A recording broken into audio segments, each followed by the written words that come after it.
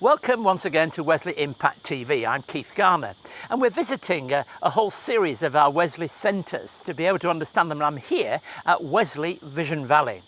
I wonder how important it is for young people to have a purpose and a mission in their lives.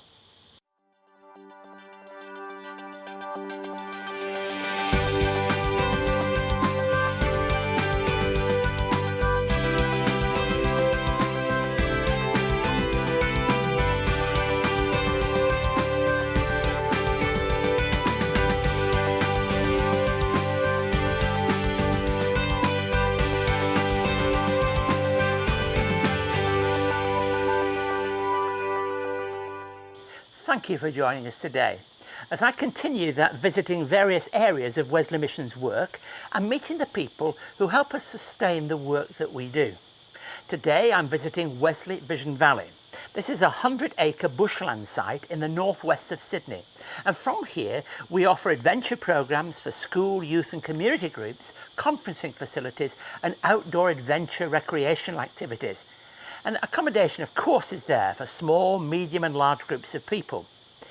I'm on the veranda of the main building here at Wesley Vision Valley, and to my right is our dining facilities, recreational rooms are around here. It's very much the hub of all that happens here, and I'm overlooking the valley where so much of the work is carried out. The work began way back in 1972, when the then superintendent, the Reverend Alan Walker, received a call gifting this parcel of land to Wesley Mission. Alan had a vision to create a place where people could connect with God, the environment and their community in meaningful ways. And over the past 40 years, Wesley Mission has done just that. And while our programs and activities might change, the purpose has not. Today I'm going to be talking to Ben Kaiser, a member of our team here who heads up our urban expeditions. This is an amazing race-style program that we've developed, where people work in teams and are given puzzles to solve challenges to complete and clues to connect them as they work together around this wonderful city of Sydney, where much of our work is based. This unique program helps to build teamwork, morale and confidence in groups, including corporate communities, youth and children's groups, and it also builds, importantly, trust and self-esteem and the confidence of individuals who participate. Ben Kaiser is going to tell us a lot more about urban expeditions a little later in the programme. We'll also be joined by Craig Gower and the Wesley Impact Band. They will be singing in the studio the upbeat song River of Love. And I'll continue to share some thoughts on another character from the Bible who's an important part of the Christian story. Today the focus is on Simon Peter, whose confession of Christ would be the rock on which the church is built. And yet the disciple who made so many of the great strides also made many public mistakes. Now, I mentioned that Wesley Mission developed urban expeditions. As the name suggests, it's an expedition through urban areas, and we've seen various groups and individuals benefit from this programme. As with all our work at Wesley Mission, we seek to develop programmes that can be adapted and changed to suit the needs of people who come together, and so it is with urban expeditions. Our teams from Wesley Congregational Life and Wesley Vision Valley joined together and adapted urban expeditions to suit urban mission work as being carried out by our churches in downtown Sydney. As the name suggests, this is a mission trip to our city. Let's take a look together. My name's Jess Warner and I look after Wesley Vision Valley out at Arcadia. But this week I get to be the director for the Wesley Urban Mission program. Wesley Urban Mission is a local mission trip, so we're working with a whole bunch of youth groups around the Sydney area. We're bringing them to Cockatoo Island to camp with them for a week, and then during the day we're doing a whole bunch of different service opportunities. Like today, we're at the Edward Eager Lodge working with our homeless services. Urban Mission has come into Wesley Mission's Edward Eager Lodge just for this one day of their week's program. Edward Eager Lodge is a crisis accommodation service, so the young people involved in Urban Mission are getting an opportunity to sort of understand a bit more about homelessness and have a chance to help out. For Edward Eager Lodge, we were able to help with their open wardrobe this morning and really help Polly and the team get the wardrobe ready, make it a nice, safe environment for our residents to come in and to collect any items that they really feel that they needed this week. As well as helping out with the open wardrobe this morning, the first group involved in Urban Mission were involved in a food challenge. All of the donations coming from the food challenge that they were involved in will be coming to the lodge, where we will pack them up and our casework team will distribute them to all of our external clients who are living in transitional housing or sleeping rough. Today so far, I think I've just learnt how to be appreciative of what we have, because we did the food challenge. We were asked a lot of really hard questions about whether we would spend money on this or on that.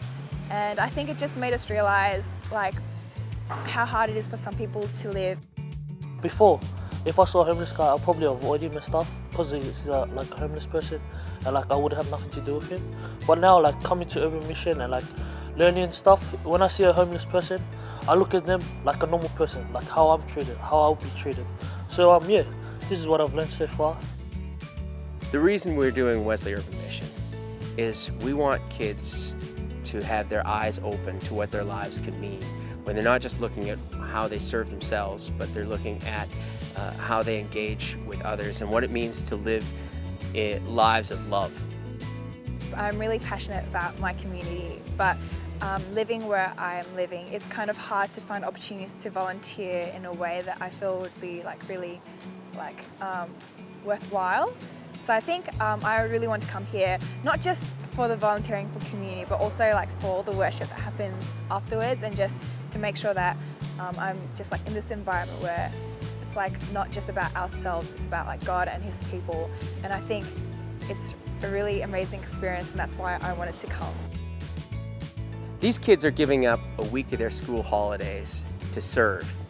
And what they don't know is how much they're going to be changed by the experience of serving people on the margins. We are seeing already, even in the midst of the week, we're seeing kids' eyes being opened and their lives being changed. And the great thing is that it doesn't stop with them.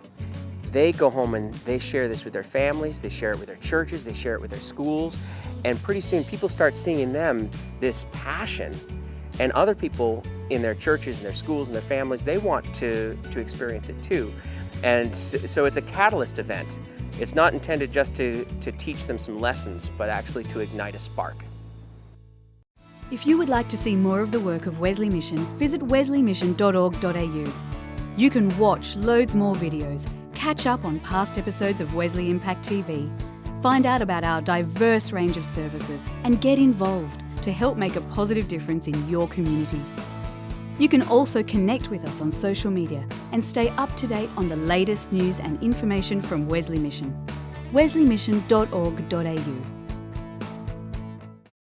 So if you want to find out more about Wesley Mission, once again go to that website, wesleymission.org.au, with increasing numbers of people who go there for information. You can write to me at impacttv@wesleymission.org.au. Now I'm joined here on the balcony, very much overlooking the valley here, by Ben Kaiser from Wesley Vision Valley, who, Ben, you really help to head up, really, don't you, the Urban Expeditions program. Tell us what it is. And our Urban Expeditions program is a city-based camp where we take students or community groups or whoever wants to come along on a trip out, and we plop them right into the middle of the city, and they experience what I guess the urban jungle can be like. So the place where many people are homeless, the place where many people have to struggle to scratch a living, and that kind of experience. Yeah, absolutely, yeah. And they really have to navigate their way through that city environment, which can be just as tricky for some young people to find their way through the city as it is through the wilderness. And how long have you worked here? About a year and a half. And what were you doing before that? My background's in outdoor education, so yeah, running expeditions, training people in how to be safe and competent in the outdoors, and yeah, just doing all different kinds of outdoor adventures. Look, there's a bit of a danger really, isn't it? Because we have all these things now where people go to the jungle and they go up there and the television cameras watch them, and then they sit down to dinner, and all the rest of it. There's a bit of a danger in making all this kind of thing a bit cheap. The truth is, it is important, isn't it, to understand what it is, to sometimes survive and live in different situations. Oh, absolutely, yeah. I truly believe building resilience and building, some real life skills to be able to cope with challenges. I think that's one of the best aspects of the kind of programs that we run out here.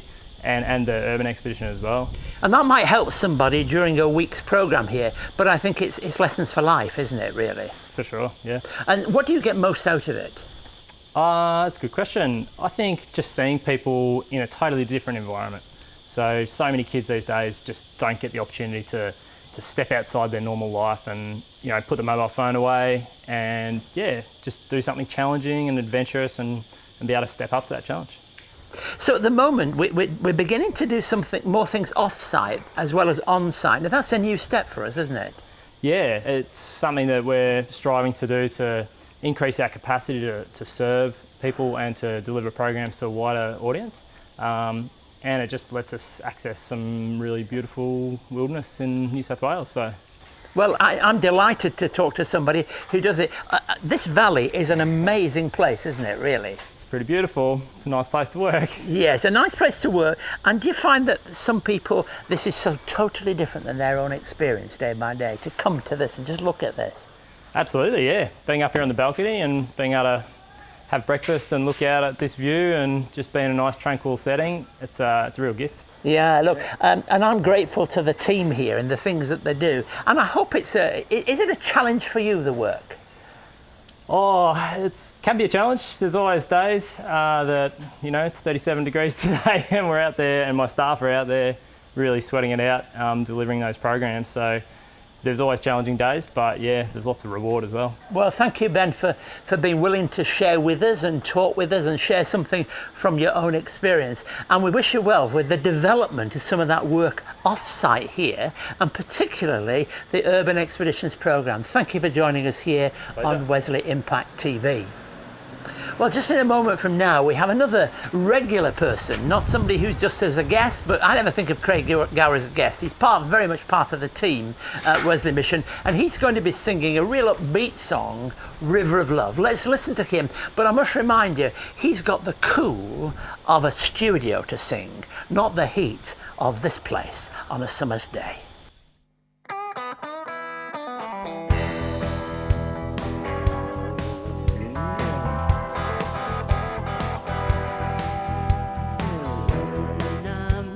Trouble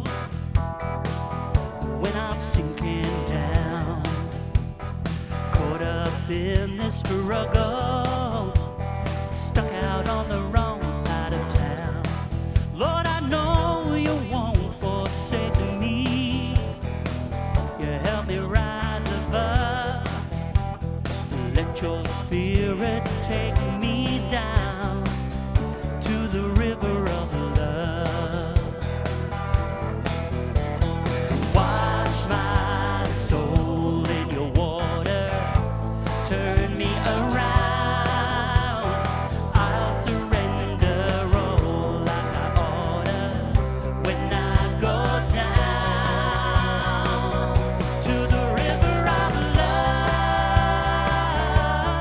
River of love.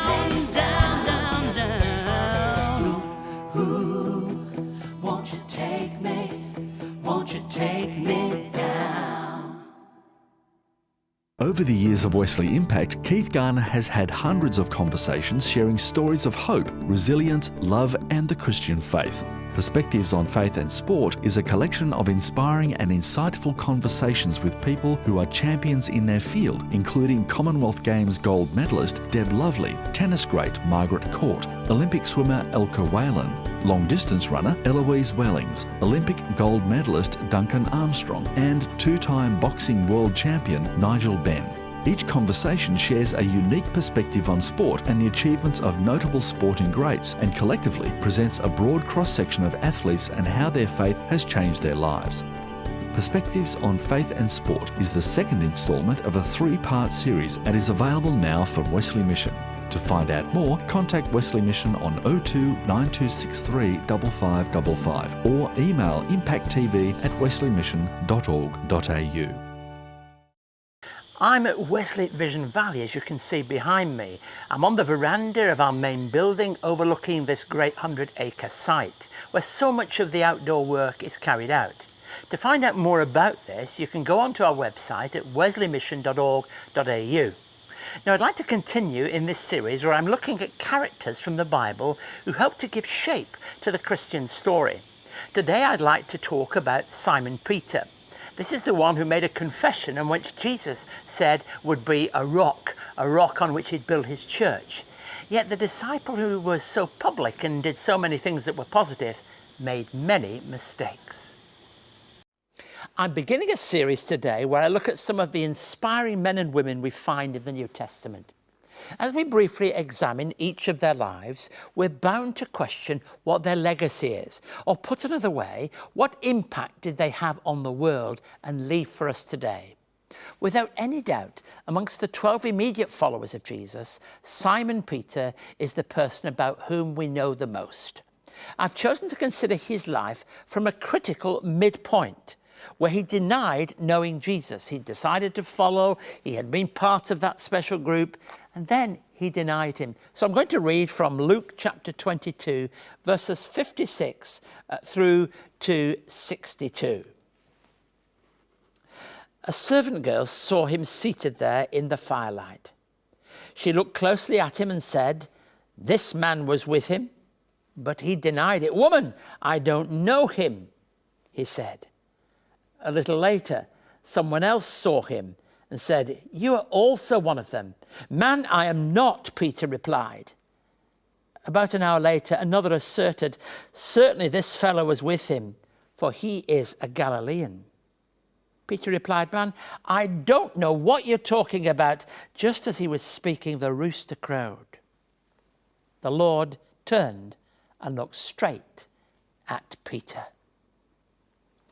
And Peter remembered the word the Lord had spoken. "Before the rooster crows today, you will disown me 3 times. And he went outside and wept bitterly. You know, I think that's one of the saddest passages in the whole of the New Testament. Of course, we remember how he was originally known as Simon and was given the name of Peter, which had its link to the word rock. But here that rock is crumbling and crumbling fast. We also know that this same Peter became the first great leader of the Christian community. His experience of denial helped to shape him. He contradicted Jesus at Caesarea Philippi. Jesus restored him on the beach. That wonderful passage at the end of John's Gospel where Jesus takes him away from the rest of the disciples and gives him a wonderful sense of calling to feed my sheep, says Jesus. He is the leader of the apostles at the early part of the Acts of the Apostles. There's that wonderful moment at Pentecost where Peter stands up and all the apostles stand up with him. What is it then about Peter that attracts people to him? Well, I reckon if I had to put it in a nutshell, I'd say this. It's his very limitations, his blunders, the signs of weakness that endear us to him. We really do feel we want to understand more about this man. He feels more like one of us. Perhaps we're drawn to him because he's very much like ourselves. The work of the Holy Spirit changed Peter into the man he became. He becomes one who is unafraid to declare the good news of Jesus. And so many must have been. Peter was prepared to do that. He was prepared to challenge the church, to think about the way that it did things after it grew out of this Jewish group into a Christian church. And of course, tradition leads us to understand that his own life was taken from him in Rome. There are all kinds of stories. There are those who say he was crucified upside down on the way into the great city of Rome. Now, whatever happened, it's quite clear that Peter gave his life and himself to Jesus Christ. What a life. It begins with that sense of call when his brother brings him actually to Jesus, and Jesus knows what it is to challenge him and to say, you are and you will be, you are known as this, you will become like a rock, rock-like in your faith, rock-like in your purpose, rock-like in your commitment. What a great man is Peter. And Peter will always speak to us, I think, of the man who knew what it was to go through the cauldron, and that's what it is, a cauldron of denial, a cauldron of experience as he feels the pain. And there's a picture that used to hang, you know, in many church rooms, and it's a picture of Jesus as he looks at Peter. It's summed up in those words. And the Peter recognizes in the verse 61, the Lord turned and looked straight at Peter. Gosh, is it the look that makes him break down? Is it the look that brings him to a point where he's full of tears? I suspect it is, because that look is a look of love. That look is a look of compassion. That look speaks right to the very heart and core of who Peter is. It is no wonder he doesn't just know what it is to weep. We read in these words that he wept bitterly. Oh gosh, full of regret, full of concern for what he'd done.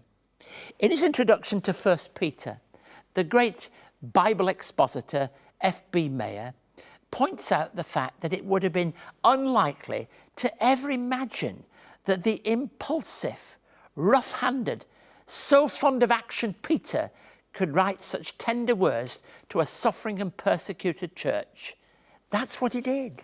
It's him who writes, perhaps, to a community that is now being persecuted. He can only write in that way because his heart had been touched, because his life had been changed, and because he had been through that experience, not only of denial, but of restoration.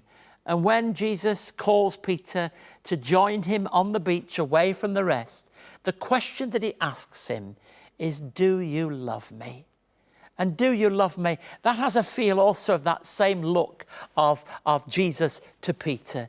It's a challenging look. It's one that questions the very heart of his intention, his purpose. And that I think is the nature of what it is that actually changes Peter and makes him the kind of person that can lead the church out of its narrowness to understand it must be a church ready to reach the Gentiles. It must be a church ready to reach the world. You see, that is what God does. And that is the nature of God's transforming love in Jesus Christ. It changes Peter, it changes me, and it can certainly change you. If you would like to contact Keith and find out more about today's program, write to us at Wesley Mission, Post Office Box A5555, Sydney South 1235. Or you can send an email to impacttv@wesleymission.org.au. On our website, you can catch up on past episodes of Wesley Impact, find out more about our work, read online magazines and articles, and connect with us on Facebook, LinkedIn, Twitter, and YouTube. You can also connect to Keith's blog and stay up to date on all of the latest news and information from Wesley Mission. wesleymission.org.au. Well, thank you for joining us again today. I hope you've enjoyed looking at the work here at Wesley Vision Valley, and in particular urban expeditions. I hope it's given you a taste so that you want to find out more about this work. And if you want to find more about Wesley Vision Valley, urban expeditions, or any other area of our work at Wesley Mission, go to the website wesleymission.org.au. If you've got questions that have emerged on things I've said or things you've seen on the programme, or particularly about the nature of the Christian faith, do write to me at impacttv@wesleymission.org.au. On our website, you can also watch this and past episodes of Wesley Impact TV. Do join us again next week as we continue to share on various aspects of our work at Wesley Mission. But sadly, it's goodbye from Vision Valley. Thank you for joining us, and God bless you.